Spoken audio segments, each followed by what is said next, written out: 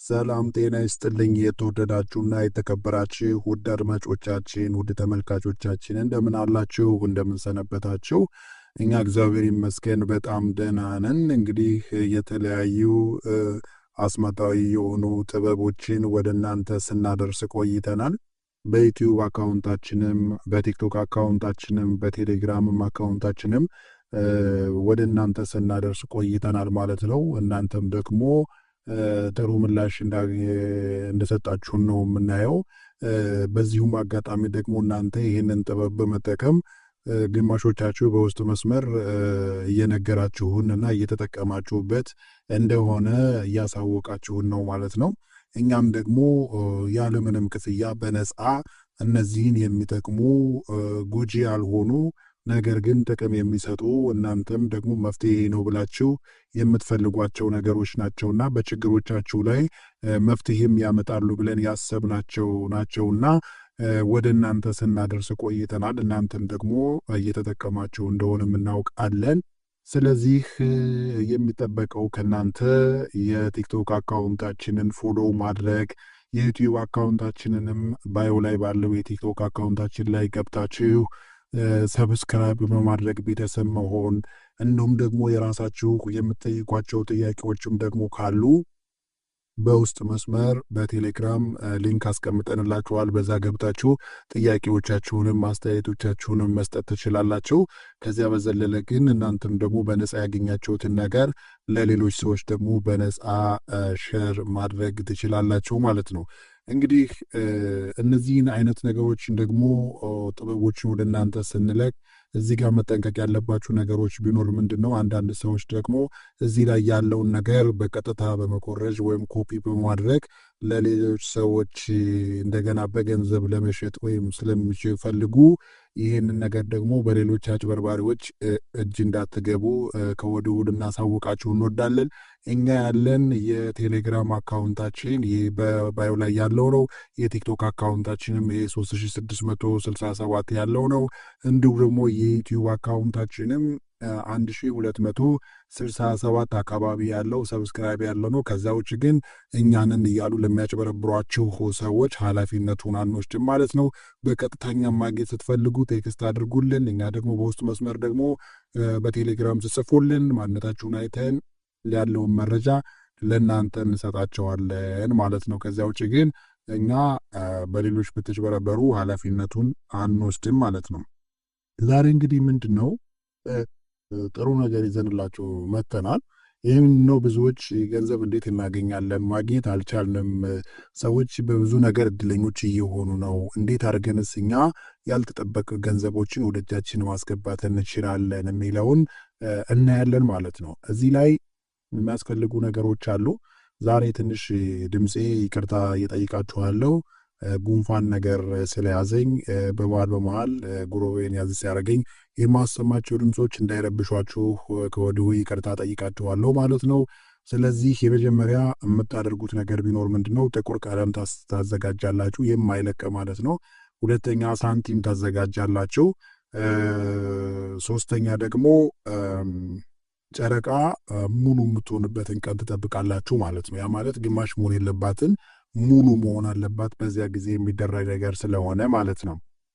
ስለዚህ ጨረቃ ሙሉ በምትሆንበት ሰዓት በሳንቲሙ ላይ ከዚህ ቪዲዮ መጨረሻ ላይ በምናስቀምጥላችሁ ጠልሰም ያንን እዛ ሳንቲሙ ላይ በዚያ በጥቁር በማይለቅ ቀለም ለምሳሌ ፐርማነንት ማርከርም ሊሆን ይችላል፣ ወይም ደግሞ የማይለቁ ቀለሞች ሊሆን ይችላሉ። አልኮልነት የሌላቸው ማለት ነው።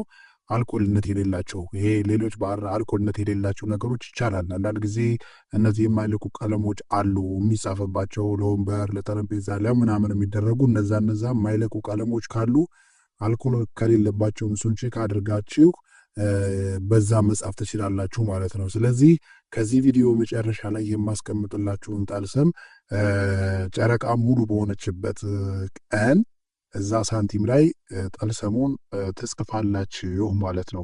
ከዛ ከጻፋችሁ በኋላ እዛ ጨረቃ ከግቢ ውጭ ነው የሚሆነው፣ ማታ ነው የሚሆነው። ማታ ማለት ጨረቃ ሙሉ በሆነችበት ሰዓት ነው የሚሆነው። ማታ ላይ ነው የምታደርጉት ማለት ነው። ይህንን አስማትም ገቢሩ የሚፈጸመው በዚህ ስለሆነ ማለት ነው።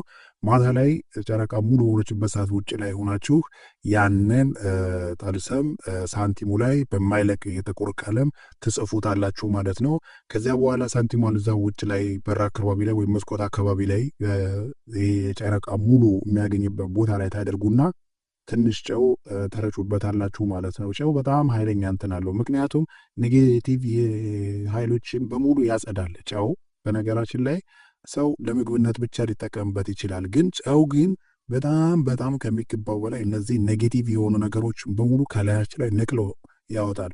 ብዙ ጊዜ አሁን በተወሰነ ውሃ አድርጋችሁ ራሱ ሰውነታችሁን ራሱ አልፎ አልፎ በሱ ሳይበዛ ማለት ነው ጨው ትንሽ የጨው ቅመም ያለበት ሆኖ ውሃው ላይ ተባርጋችሁ ያንን ራሱ ብትታጠቡበት ገላችሁ ላያችሁ ላይ ያለውን ነገር በሙሉ ቀርፎ ያወጣል። ያ ራሱን የቻለ ገቢር አለው። ወደፊት እሱን እለቀላችኋለሁ ማለት ነው። ይሄ ግን እዚህ ጋር ሳንቲሙን የምታስቀምጡት ምንድን ነው? እድሎች እንዳይመጡ ገንዘቡም ወደ እናንተ እንዳይመጣ እየሰለበ እየወሰደ የሚያስጨንቀውን መንፈስ በሙሉ ወይም ደግሞ እናንተ ጋር እንዳይመጣ የሚከለክለው ኔጌቲቭ የሆነ የሰው ኃይል ካለ እሱን ነገር ያስወግዳል ማለት ነው፣ ያጥባል ማለት ነው። ስለዚህ እነዛን ሳንቲሟ ላይ ትንሽ ጨው ትረጩበታላችሁ ማለት ነው። ከዛ በኋላ ዙሪያውን ማለት ነው ሳንቲሟ ባለችበት አካባቢ ላይ ዙሪያውን ትረጩታላችሁ ማለት ነው። ከዛ ሻማ ታዘጋጃላችሁ። ሻማውን እዛ ሳንቲሙ ላይ ታበሩታላችሁ ማለት ነው። ሙሉ በሙሉ እስኪቃጠል ድረስ እንትን ትሉታላችሁ፣ ትጠብቃላችሁ ማለት ነው።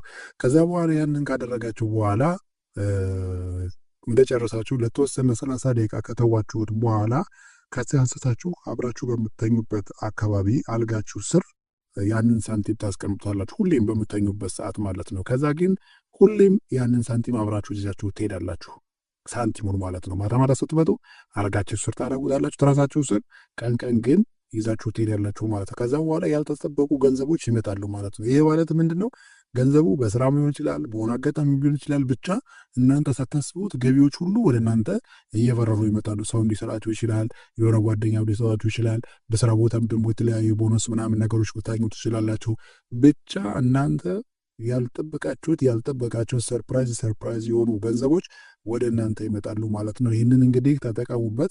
ሌሎች ሰዎች እዚህ ላይ ማስጠቀቅ የምንፈልገው ነገር ቢኖር ማለት ነው እኛ ይህን ነገር ያልፈቀርንለት ሰው በሙሉ ቢያደርገው ወይም ደግሞ በገንዘብ ይህንን ነገር እየሰራ የእኛን እየኮረጀ ይህንን ገንዘብ ቢሰራ አይሆንለትም። ይህን 100% አስረግጠን እንነግራችኋለን። ራሱ ጥበብ ራሱን የቻለ ኃይል አለው። ራሱን የቻለ መከላከያ ያለው ራሱን የቻለ ማፍረሻም አለው።